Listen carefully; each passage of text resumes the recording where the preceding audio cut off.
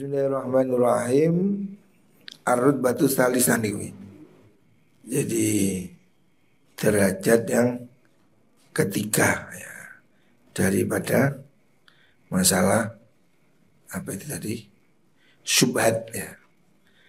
Tentang masalah syubhat.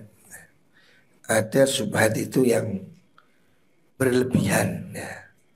Artinya syubhat itu was-was itu tidak boleh ya. Was-was tidak boleh. Syubhat harus dijauhi, tapi jangan sampai pada tingkatan was-was.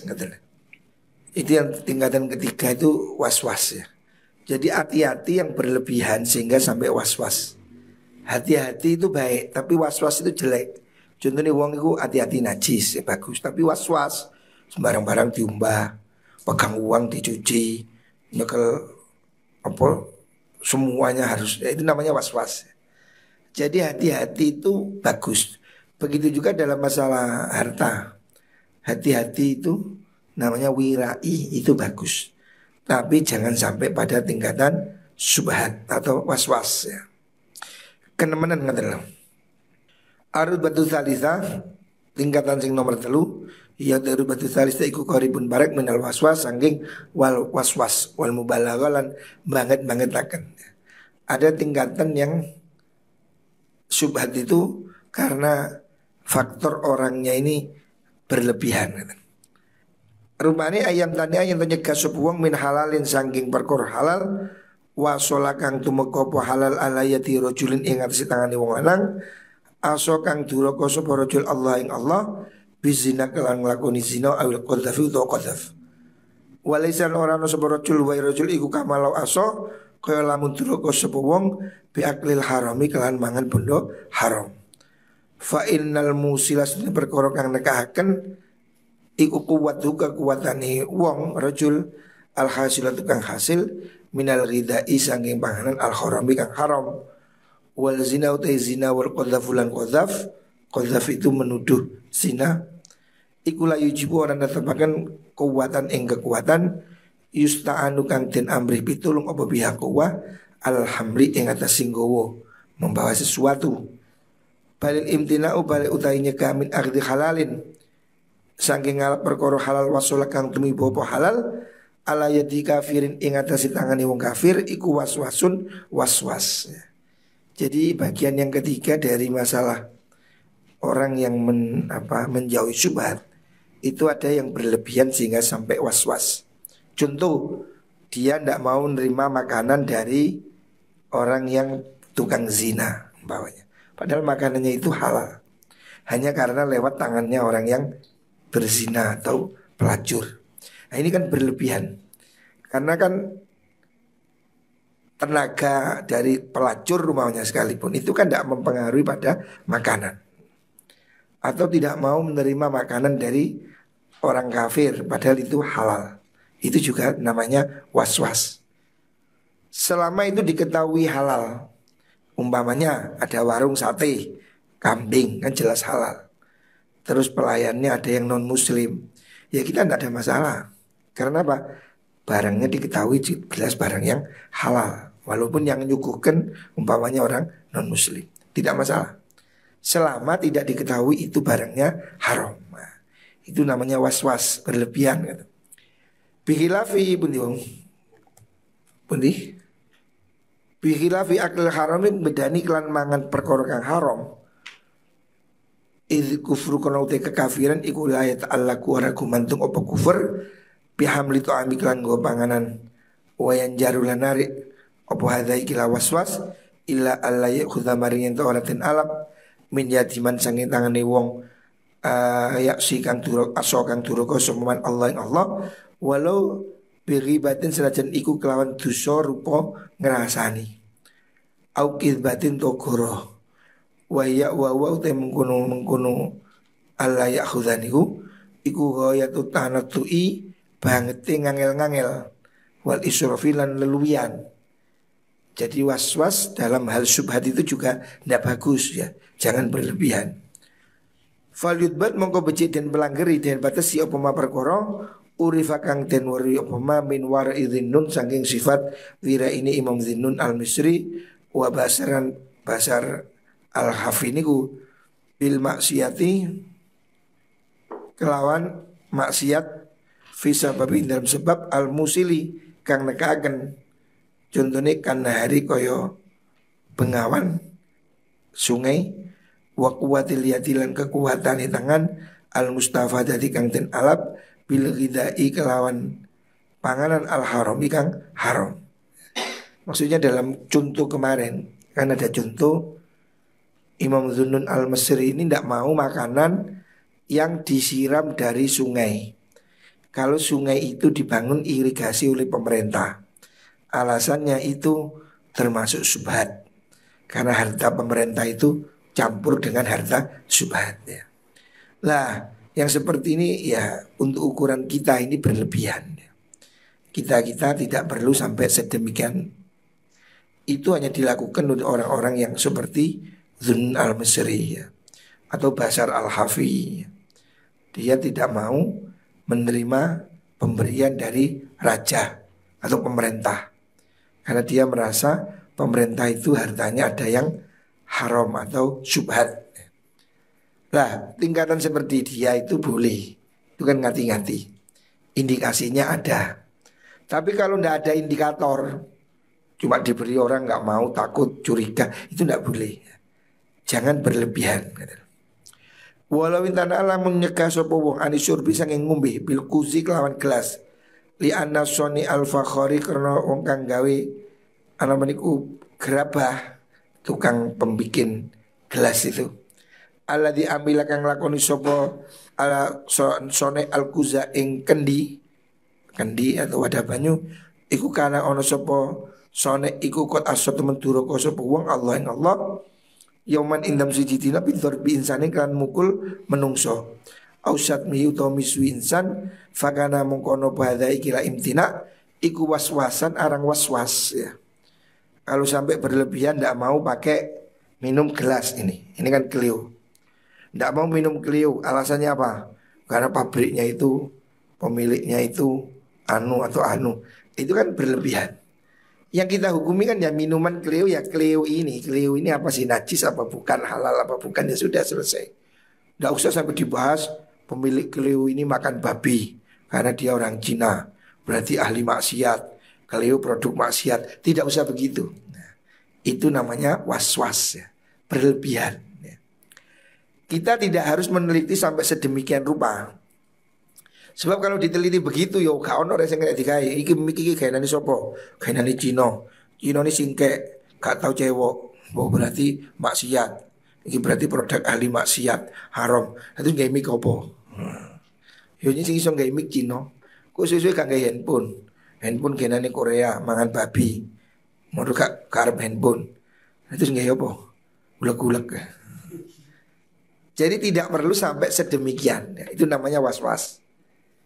Hati-hati itu perlu, tapi jangan sampai tingkatan was-was. Contohnya sampai meneliti ke ujung sana itu. Jadi umpamanya kalau saya dikirimi ini Clio, ini minum, ya sudah, ini air suci, ya sudah. Nggak perlu saya teliti ini bahannya air dari mana, sumbernya suci apa tidak, gosok apa tidak. Padahal kesuwen, kalau kasih ngombe neliti rono. Ini tidak perlu demikian. Jadi kita ini yang penting hati-hati secara zahir. Oh ini air suci, ya sudah. Tidak perlu diteliti sampai terlalu mendetail sehingga kita menjadi sulit. Mana makan nang warung, teliti beli dagingnya di mana, disembelih apa tidak, habis disembelih dicuci apa tidak. Waduh lah yo gak mangan-manganan, ketahuan.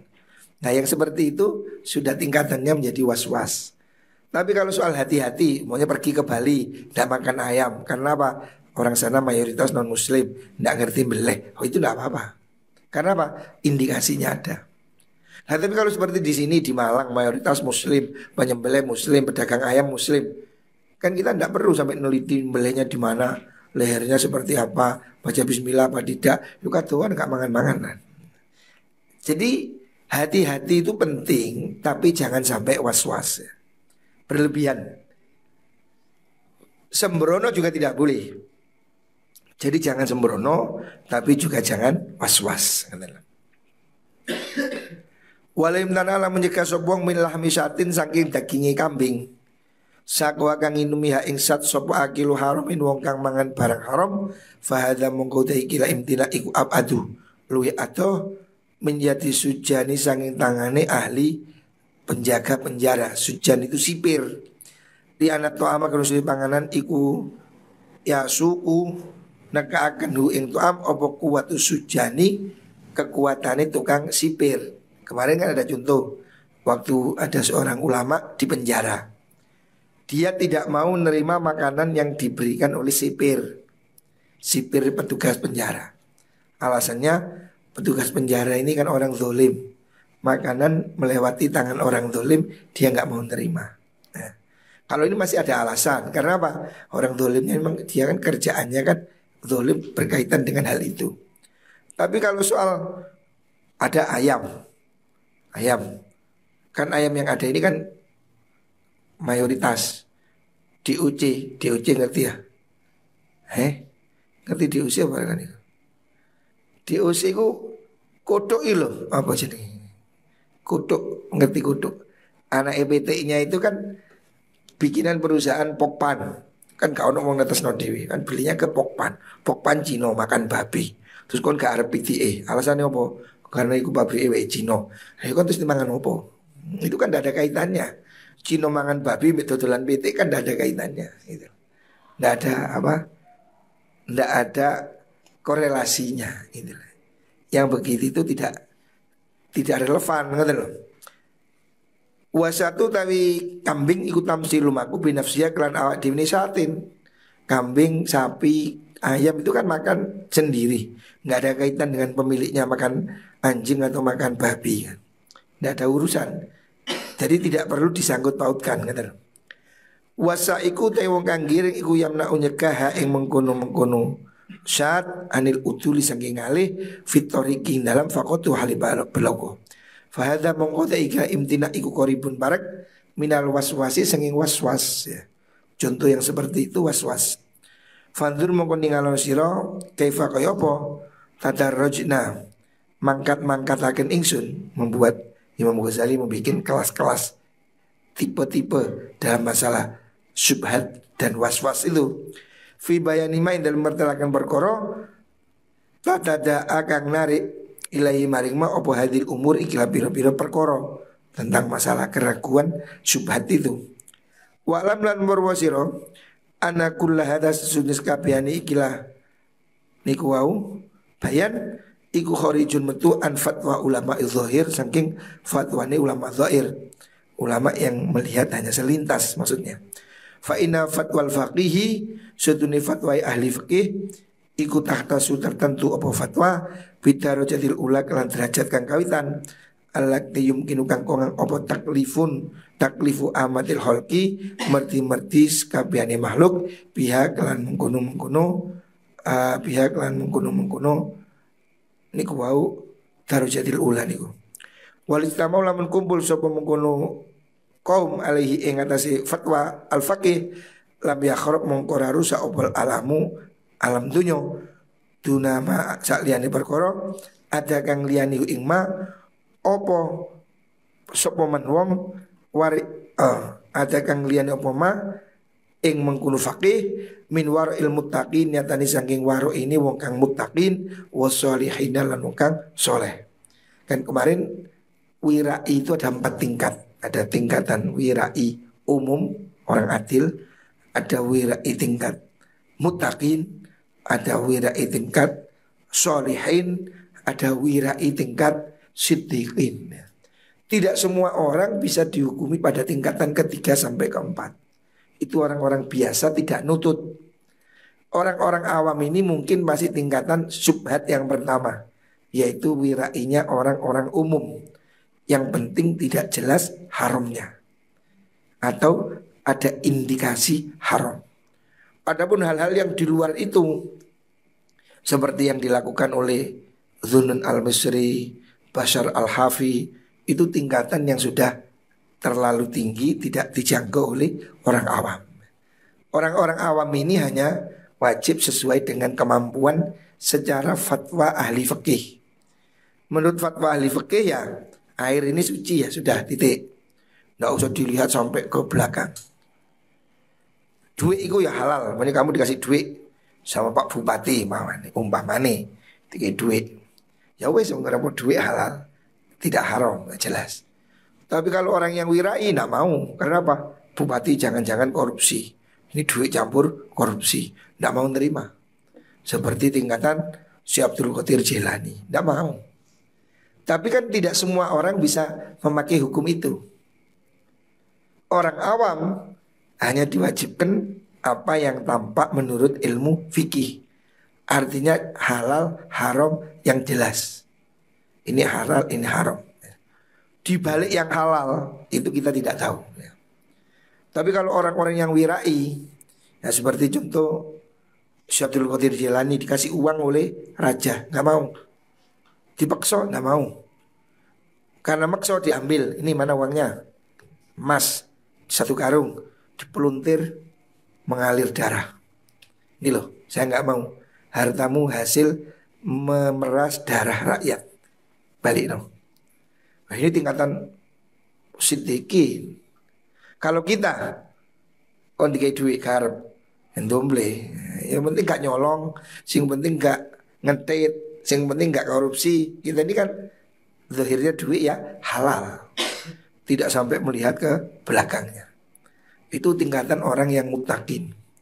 Seperti konon dulu Kiai Hamid Pasuruan itu dikasih uang, nggak mau. Kalau dia nggak kerso, nggak mau.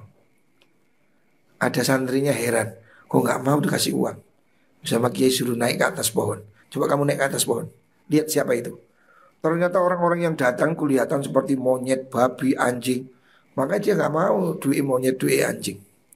Nah kalau kita enggak, kita duit menungso. Karena kita kan kelihatannya orang, nggak sampai tembus kelakuannya, kiri kelakuannya, pedes. Kita kan tidak tembus. Makanya kita ini untuk tingkatan orang awam, syubhat itu kita menjauhi yang haram, harus, atau yang ada indikasi haram. Jangan berlebihan sampai was-was. Kita tidak harus meneliti sampai terlalu dalam. Umpamanya kamu disuguhi bakso sapi, ya wis, gak usah diteliti bakso itu beli dagingnya di mana, nyelepnya di mana. Wah, yo kesuwen. Kita tidak sampai ke sana. Yang penting zahirnya halal ya sudah. Disuguhi PT ya zahirnya halal ya sudah. Tidak perlu diteliti sampai ke terlalu dalam. Itu menjadi was-was.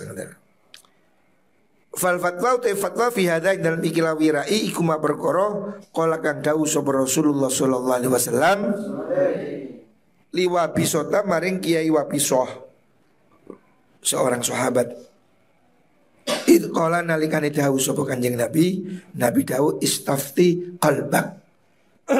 Istafti amriyo fatwa siro, mintalah pendapat qalbaka ing ati siro.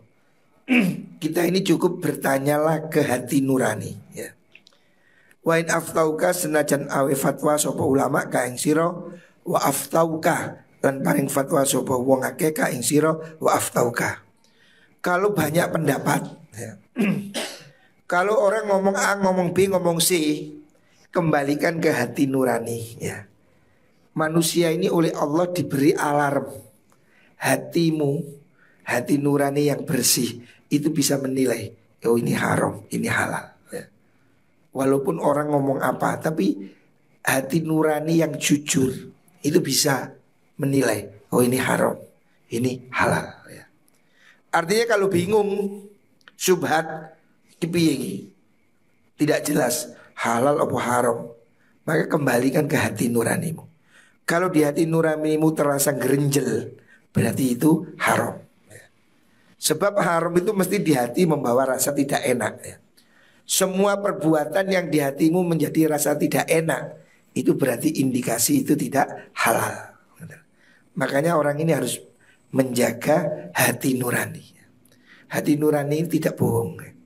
Kita ini mesti, hati nurani mesti punya perasaan, oh ini salah, ini dosa, ini bohong, ini nyolong. Hatimu pasti akan mengatakan begitu. Walaupun orang ngomong tidak, tapi hati tidak bisa dibohongi.